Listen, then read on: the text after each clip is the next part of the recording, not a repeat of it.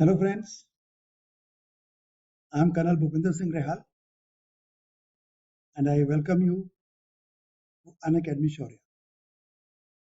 So in our continuing series of videos, the one being on improving the leadership qualities, OLQs, as they are popularly known as, we had covered how to improve effective intelligence. In that, there are certain practical things we had to do, which I had told that it will be in part 2. But effective intelligence in isolation, it may be slightly difficult to implement till the time we understand the next quality related to our head. And that you all know is RA, reasoning ability. Now, these two are very strongly interlinked. Yes, this and your organizing. So they are all very strongly interlinked. That's why they are called the qualities of head. After this, then I will again go back to effective intelligence. It will be the next video, part 2, the practical aspects, and also for improving the reasoning ability, we'll have another video which will be followed by this one. So should I start with the good news or bad news? Obviously, सब बोलते bad news पहले सुनो. So there are many people who say that reasoning ability, it cannot be improved. Many people say that. Now the good news is it can be improved. As the name suggests, reasoning ability. Ability means something which you can become able. So it's a skill. Ability means it's a skill. And any skill can be improved by taking certain actions. And it is better if they are taken in a systematic manner. That's what I'll be attempting to do now. So now if we have to understand anything, we have to know about it. Now you already have your perspective of what is reasoning ability. That is one thing. Now that itself is not enough. You would like to know what is the perspective of the assessors at the assessment. That's where I think I'm equipped to help you because I have been in the organization as an assessor. I have been a GT. So these aspects, and thereafter, like you all know, I've been a joint director of selection, and then I have been director recruiting also. So these things have given me an insight into what the assessor is looking for. And if you know that, it will definitely help you in improving it. And third is the perspective of a trainer, somebody who has trained people now for a considerable amount of time and more than considerable number of students I have trained and they have become officers, they are undergoing training. In fact, one has just passed out from Air Force Academy and one before that from IMA. So it gives a lot of pleasure. So even from that point of view, what you need to do, so which I can tell you from a trainer's perspective. And this is what I intend doing in these many steps also. So I told you it's a skill and skills can be mastered and best done if they are done in a systematic manner. मुझे पता है WAD कितना सारा ठोकते हो. Systematic approach, smart work. So let's do some smart work now. Now when we talk about reasoning ability, what does it entail? It is the ability of a person, ability, mind you, ability, skill, to grasp a given situation. पकड़ लेना, sponge, देखा sponge को कैसे absorb करें? So to grasp a given situation and then arrive at a conclusion. जब आपने उस चीज को ग्रास्प कर लिया, then you have to conclude something. Exam में आप पेपर पढ़ते हो, आपने ग्रास्प कर लिया उसके अंदर क्या है, then you come to a conclusion, okay this formula has to be used, how it has to be used, and then you go ahead. So, and how will you do it? By rational thinking. That is the important part.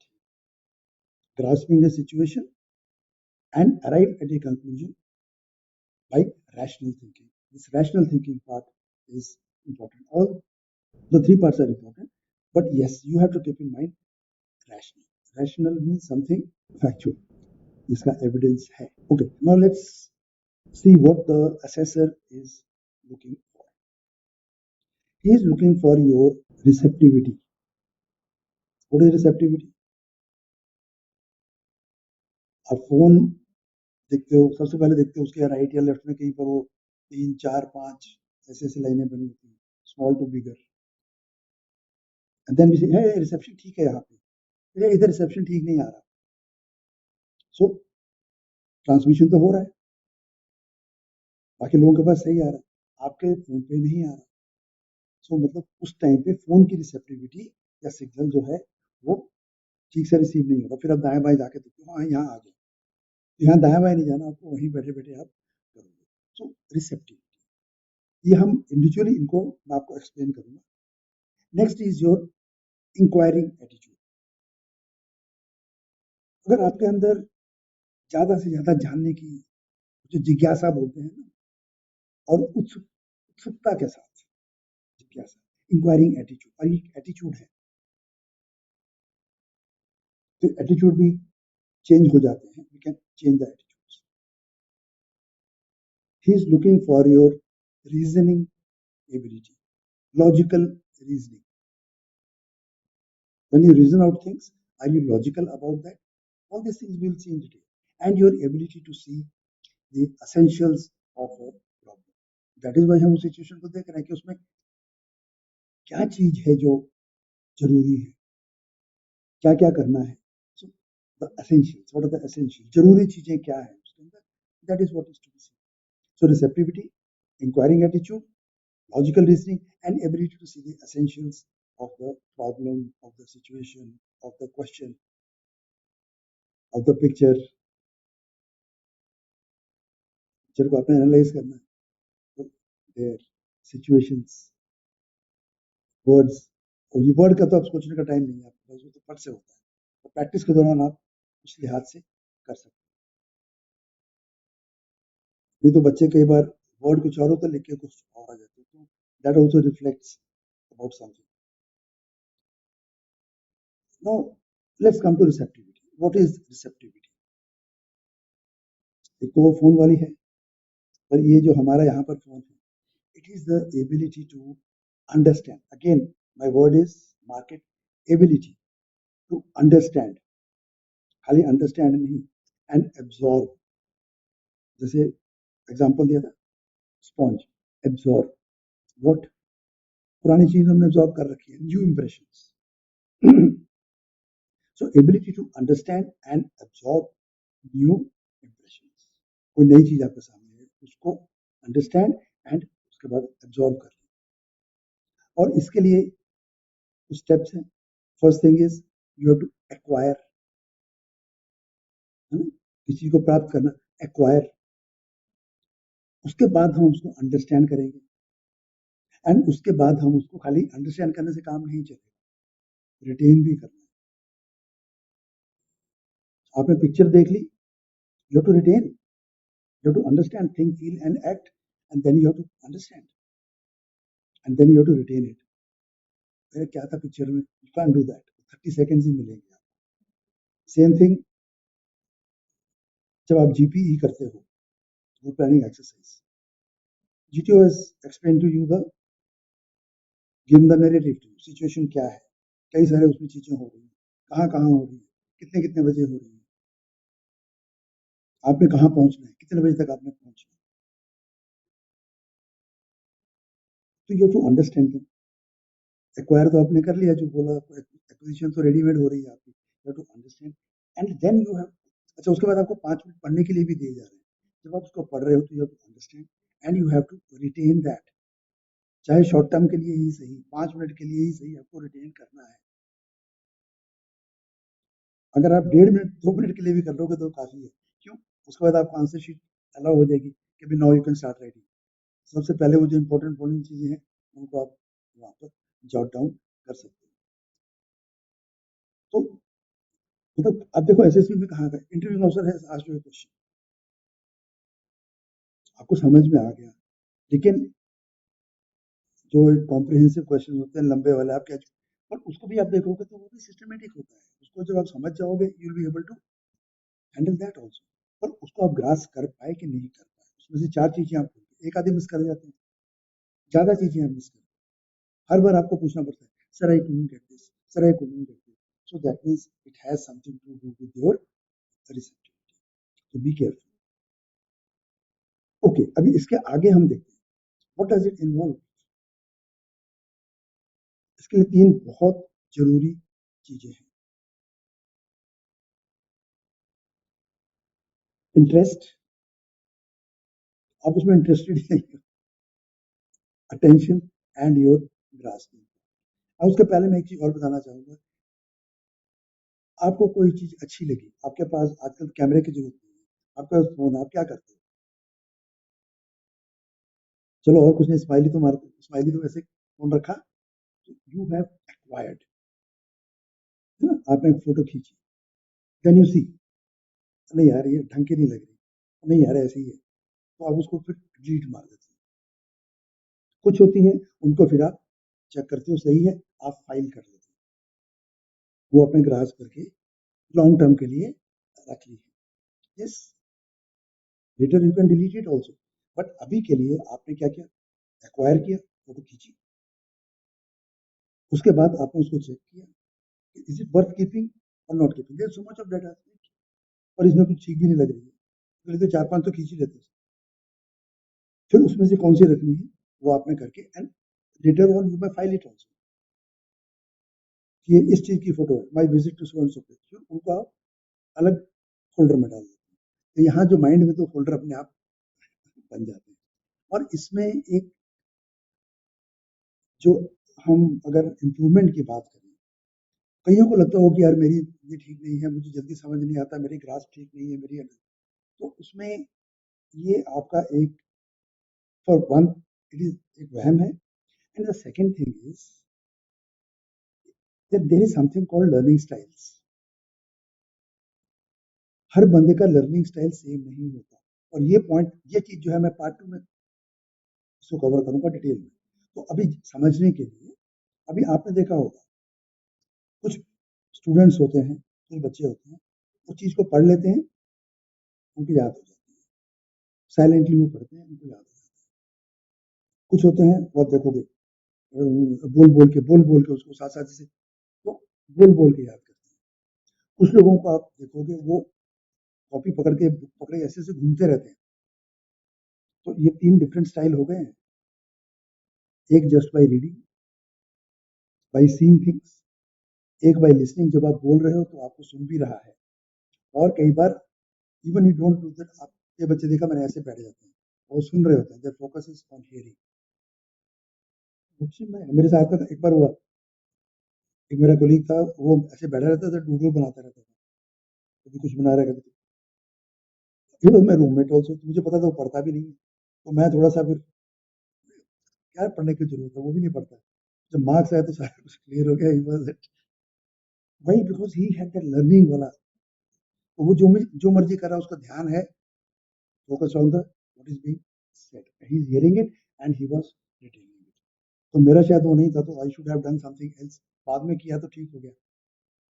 तो उसके लिए हमें पता होना चाहिए कि हमारा learning style क्या है। अच्छा, कोई बंदा, जैसे अभी मैंने बात की, बैठ के जोर जोर से पढ़ता है, कोई बंदा घूम घूम के पढ़ता है, वो काइनेस्थेटिक्स होता है, उसको मूवमेंट के साथ लिंक बन जाता है, कुछ करके देखते हैं तब उनको, एक्सपेरिमेंट करके देखते हैं तब उनको समझ में आता है, करके देख लिया उनको समझ में आता है, even some when they do it, उसके बाद उनको समझ में आता है बाय डूइंग इट। तो ऐसे ही there are 8 learning styles, we will talk about it in the next slightly in detail, and I will also help you in understanding what is your learning style। अगर आप उसको समझ जाते हो शायद आपको ऑनलाइन भी मिल जाएंगे ऐसे कुछ टेस्ट वगैरह होते हैं, पर उसी की आदत मैं आपको बताऊंगा। तो फिर आप उसके ऊपर फोकस करें। अब यस, जब हम एसएसबी में हैं तो वहां पर आप नहीं बोल सकते sir please give it to me in writing, can you do it? No. तो वहां पर इतनी कैपेबिलिटी होती है, हम हर चीज को समझ सकते हैं। कई बच्चों को मैंने देखा, वो जब उनको ग्रुप लेने से का नैरेटिव मिलेगा तो वो ऐसे हाथ में पेन पकड़ के ना फिर ऐसे पढ़ते रहेंगे लाइन के साथ, ऐसे मार्क नहीं कर रहे हैं, पर please don't do it, because कई बार जीटीओ को लग सकता है कि आप कुछ मार्किंग कर रहे हो, उसने बोला हुआ कि मार्किंग नहीं करनी है, तो वो उसकी वजह आप उंगली से कर सकते हो। तो यू नो सब बंदे नहीं कर रहे होंगे, अच्छा कुछ बंदे उस टाइम पे भी दूसरा बोल चुप कर, वो फिर ऐसे से कर रहे होंगे। तो ये जो स्टाइल्स हैं सबके अलग अलग होते हैं, you have to find out what is your style, and I have told you I will be helping you in arriving और in getting to know your style. तो अभी मैंने आपको 3 चीजें बताई जो बहुत जरूरी है इस पर्पस के लिए, रिसेप्टिविटी के लिए। अटेंशन, आप क्लास में बैठे हो, क्या आप इंटरव्यू में बैठे हो, इंटरव्यू में सर आपसे क्वेश्चन पूछ रहा है, आपका ध्यान कहीं और है, सर ऐसे थोड़ी हो सकता है, मैं बताता हूँ कैसे हो सकता है। इससे पहले जो इंटरव्यू में आपसे कुछ पूछा, उसने मैंने बड़ा अच्छा कर दिया था, बड़ा तगड़ा जवाब दिया, जीटी ने बोला interview also said good, and then he asked, अभी आपका ध्यान वो गुड में है ना, सितारों में पहुंचे हो 7th हेवन के ऊपर, ध्यान आपका अटेंशन हट गया है वहां से, यार पिछला मेरा ठीक नहीं हुआ टास्क, यार मैं यार गड़बड़, I should have given these points, यार आई डिडंट, नहीं ठीक हुआ। Your attention has shifted from the present, you've gone into the past. At times we go into the past, at times we go into the future. So present में रहो, ठीक है? तो attention is very very important. Then your interest has to be there. You are not interested in joining the army or the defense forces. और parents पीछे पड़े हैं और जबरदस्ती गए, इंटरेस्ट ही नहीं है। कई सब्जेक्ट होते हैं जिनके अंदर बच्चों के मार्क्स कम आते हैं, क्यों? उनका इंटरेस्ट नहीं होता, ऑब्वियसली देन द मार्क्स, उनकी रिटेंशन नहीं होती, रिसेप्टिविटी ठीक नहीं आती। इसी चीज मैंने क्या बोली थी, उसके बाद वो एक कैपेबिलिटी है ग्रास्प करने की, कि कितना आप ग्रास्प करें, तो उसका मैंने बोला वो लर्निंग स्टाइल के साथ अगर आपके उसमें कुछ है प्रॉब्लम तो आप उसको भी ठीक कर सकते हो। जब ये तीनों चीजें इकट्ठी हो जाती हैं, देन आवर रिसेप्टिविटी इज पूरा 5 का स्ट्रेंथ, फुल स्ट्रेंथ पे हो रही है। और ये करना हमारा एम है, not only for assessment, life में ये बहुत काम आएगा। अब ये तीनों चीजें तो है आपके पास, फिर उसके लिए आपको एक इंटेंशन चाहिए होता है, आपका इंटेंशन है, इंटेंशन के बिना आप क्या कर सकते हो? यू वांट टू, अगर आपने गूगल पे ऐसी, आप फोन पे आजकल तो हो जाता है, लैपटॉप पे आप बैठे हो, you want to know something, then you type something, अगर आपने टाइप किया means you had a intention of knowing it, isn't it? ऐसे थोड़ी कि वहां बैठ के सर्फिंग करते रहते हैं, लेकिन सर्फिंग में भी आपको कहीं ना कहीं टाइप करना पड़ता है, सर्फिंग तो भी इधर क्लिक मारते हो, तो जब आपने क्लिक मारा तो आपका इंटेंशन रहा होगा देखने का कि उसे पीछे क्या है। सो ये सारी चीजें होनी चाहिए, और साथ में आपका इंटेंशन भी होना चाहिए। आप फोटो क्लिक करते हो तो इंटेंशन होता है, तभी आप फोटो खींचते हो। उसके बाद वो प्रोसेस होता है कि भी आपने उस फोटो को रखना है, अंदर फाइल करना है या नहीं करना, खाली एक्वायरिंग से काम चल रहा है, एक्वायर करना भी है कि नहीं करना, तो वो चीज आपके ऊपर, तो ये इंटेंशन बहुत जरूरी है। Intention, then you file it, and yes you want it for long term, you have to rehearse it also, आप करते भी, इवन फॉर दैट 5 मिनट की जो आपको मिलती है, चाहिए 3 बार ऐसे ऐसे बोल बोल के आप उसको अपने मन में एक उसका रास्ता बना रहे हो। तो I hope this thing about receptivity is clear to you. Now here, what do we remember? We remember what we understand. जो हमने समझा ही नहीं उसको हम कैसे रिमेंबर, रट्टा मार मार के, that is not really learning, और एसएसबी के लिए तो वो बिल्कुल बेकार है। So we remember what we understand is, किस चीज को आप अंडरस्टैंड करते हो, what we pay attention to, You can see in this diagram. So you understand what you pay attention to. अगर आपने attention नहीं पे की तो आपको understand कहाँ से होगा? और attention किस पे आप पे करते हो? What you want. Google का मैंने आपको एग्जाम्पल दिया. So that is how your grasp comes. Now एक चीज मैं आपको और बताऊं. जब you see there are so many things happening simultaneously. आपके ग्रुप में कुछ हो रहा है, उधर कुछ हो रहा है, इधर कुछ हो रहा है, वहां कुछ हल्ला मच रहा है. So so many things are happening. आपके सामने वो मॉडल भी पड़ा हुआ है या आपका टास्क चल रहा है और कई चीजें हो रही हैं उसके अंदर. You can't focus on everything. You can only focus on one thing. वो एक हमारा एक गॉड गिवन चीज है. एक चीज पे हम फोकस कर सकते हैं. तो बेस्ड ऑन अवर एक्सपीरियंस, जो हमारा एक्सपीरियंस है वो एक क्या अराउज करता है, किस चीज को बर्थ देता है, राइज करता है? इमोशन. और वो इमोशन अच्छी हो सकती है, देन यू गेट इंटरेस्टेड, और समथिंग विच इज पेनफुल. तो फिर बचने के लिए हमारा उस पर ध्यान आ जाता है. So many things happening, but then we start focusing only on that particular thing. So our experiences give rise to some kind of emotion, and based on that emotion we fix our attention. Doctor के पास गए, आपको injection लगवाने डर लगता है तो आपका ध्यान उधर ही है कि वो लगेगी, फिर ऐसे पेन होगा, फिर ये होगा. तो पुराना एक्सपीरियंस है. तो अभी आपने एक चीज को पकड़ा, तो उसने आपको एक फीलिंग दी, and then you focus on that, you pay attention to that, and then what you pay attention to you will understand, and when you understand that you will get better insights. आप और ज्यादा से ज्यादा उसके बारे में आपको फिर आप जानकारी मिलेगी. So you get better insights, and then this goes into your memory. It creates your memory. Short term, थोड़ी देर के बाद आप भूल जाओगे. आप ग्रुप रनिंग एक्सरसाइज करके आए हो, आने के बाद आप भूल चुके होगे कि यार उसमें क्या क्या था. थोड़ा बहुत आपको याद रहेगा, एग्जैक्टली आपको शायद याद नहीं, उस टाइम आपको अच्छी तरीके से याद. और अगर आपने ज्यादा ही घोट लिया तो शायद वो लॉन्ग टर्म मेमोरी में भी चला जाए. तो कुछ शॉर्ट टर्म मेमोरी में रह जाता है एंड कुछ लॉन्ग टर्म मेमोरी. तो एक्सपीरियंसेस बहुत हो रहे होते हैं हमारे को लाइफ में. We focus attention on certain things only and at a time only on one thing. उधर क्या हो रहा है तो आप इधर मिस कर रहे, इधर क्या हो रहा है तो वहां मिस कर जाओगे. तो best is to focus on what you want और व्हाट यू डोंट वांट. आपको कोई खतरा है and you don't want that, so then you have to focus on that. So तो ये कई एक्सपीरियंस में से हम एक चीज पे focus. हम खाना खाते हैं, इट इज समथिंग लाइक जो हम खाना खाते हैं. अभी हम अटेंशन की भी बात इसी के अंदर. तो अटेंशन की भी बात अगर हम उसमें देख लें,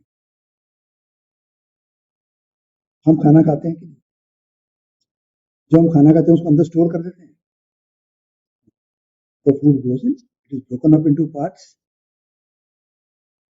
then it is utilized for giving energy to our body. उसके कई पर्पसेस हैं. उसमें जो वेस्ट भी होता है वो भी कहीं फैट फूड चला जाता है, and yes the remaining gets out. It can not keep storing things. जिनका स्टोर होता है फिर आप देख के साइज पता लग जाता है, तो वो ठीक नहीं है. तो जो हम खाना खाते हैं, it is this purpose is to give you energy. और एनर्जी कौन सा फूड आपको देता है?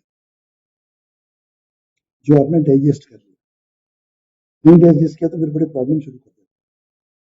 तो सिमिलरली जो हमारा एक्सपीरियंस है, हमने किसी चीज को जो everything we are not focusing, जिस पे आपने अटेंशन किया, जिस चीज को आपने अटेंशन किया, योर माइंड ग्रैब्स इट. उसके बाद इट ब्रेक्स इट इनटू उसके टुकड़े कर करके कौन से काम के हैं वो रख लेगा, बाकी को इग्नोर कर देगा. Because everything we can't process. तो वो जो काम की चीज है, फिर वो जो है आपको, अगर आपने उस चीज को अंडरस्टैंड कर लिया, अगर आपने उसको समझ लिया, वो जो नॉलेज आपको गेन किया, experience, that is become knowledge for. And उस नॉलेज को अगर आपने समझ लिया, you have understood it, that means अब यहाँ डाइजेस्ट नहीं कर सकते आप नॉलेज को. नॉलेज को जब हम डाइजेस्ट करते हैं उसको हम बोलते हैं इंजेस्ट. उसको आपने समझ लिया, then it becomes wisdom.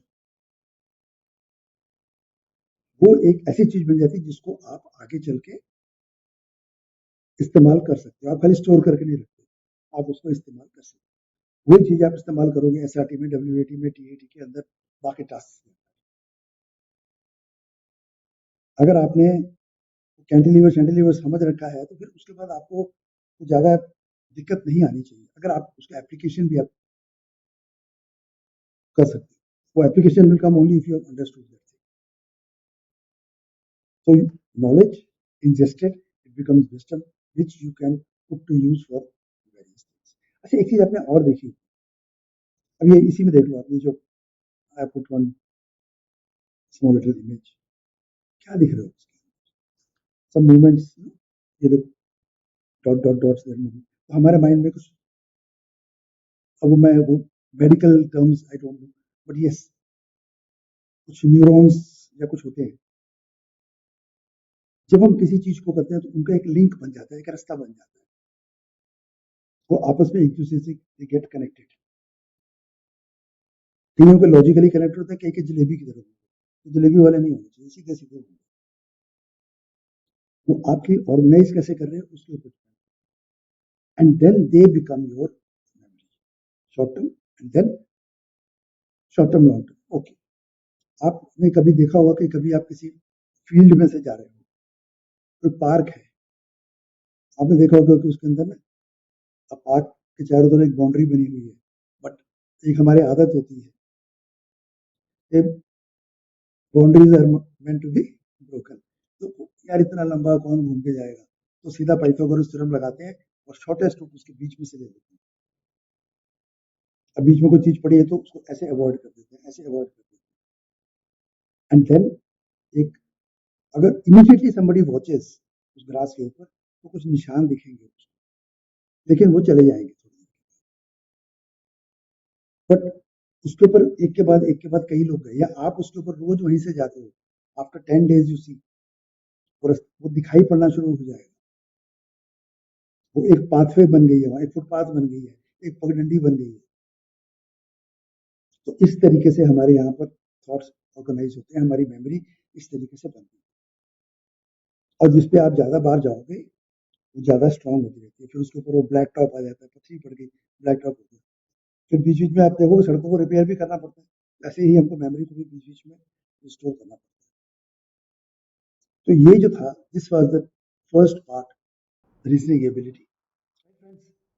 Now I think it will become a bit too long, although I had told you that we will cover the whole thing in 2 parts, but I think we'll have to make it in 3 parts, and we will